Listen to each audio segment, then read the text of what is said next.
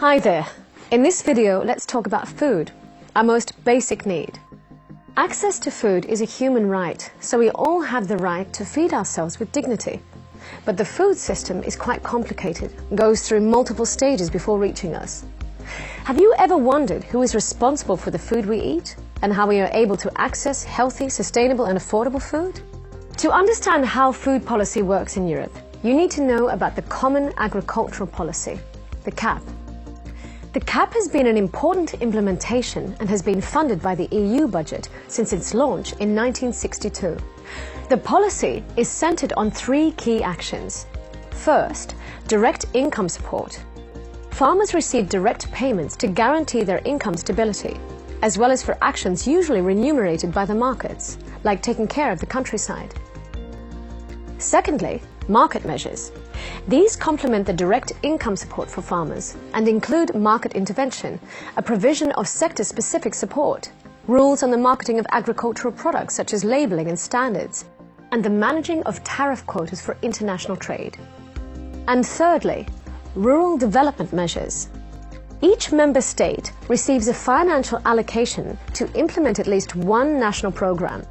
Each EU country and region can decide which measures are best based on their regional needs, under the condition that the chosen program falls in line with EU standards. Ever since its creation, the objective of the CAP has been to maximize production, and this aim has not since been re-evaluated. This logic of maximizing agricultural production and inevitable oversaturation of the market has led to an unfair distribution of funding combined with unsustainable practices. Here's how. First, the CAP subsidies are hectare-based payments which are not dependent on the meeting of criteria such as ecologically friendly, sustainable and healthy production, or standards for workers' rights and animal welfare.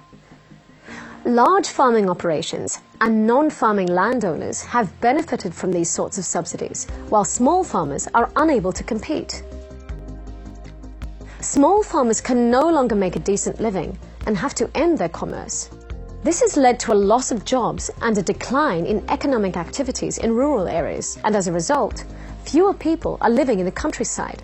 Meanwhile, industrialized farms take center stage, bringing little economic value to local communities and only employing small numbers of people. There is also a huge downside to productivity without sustainability.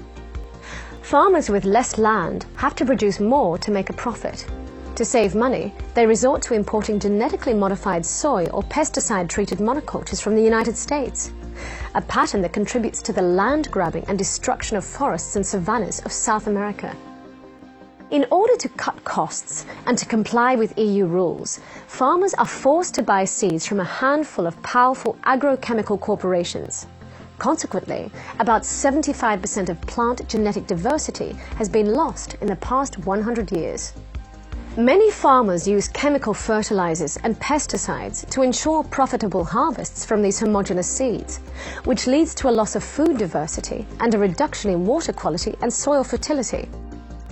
Chasing productivity also means that surplus products that cannot be sold on the EU market are instead mainly exported to so-called developing countries. Through high subsidies, large industrial agro-enterprises can then sell their goods within these countries at way below the market value. These practices destroy local farming and often ruin entire livelihoods for local people. Now that you know the theory behind the Common Agricultural Policy, you can see that it needs quite a few improvements. So what would a better Common Agricultural Policy look like? First, EU funds should be redistributed fairly, and they should reward sustainable land use that is conducive to the public good.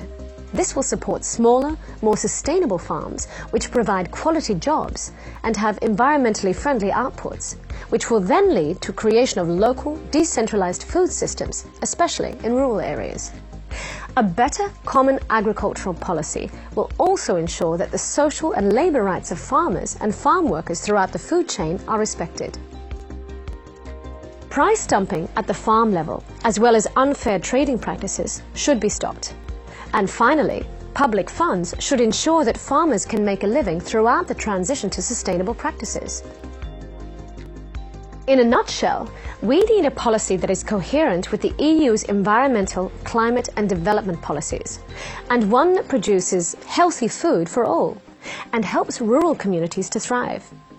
Unfortunately, it's not quite that simple, as these reforms are being opposed by extremely powerful stakeholders: large-scale factory farmers, chemical and export industries, retailers, discounters and supermarkets are all advocating for maintaining the status quo in order to protect their profits.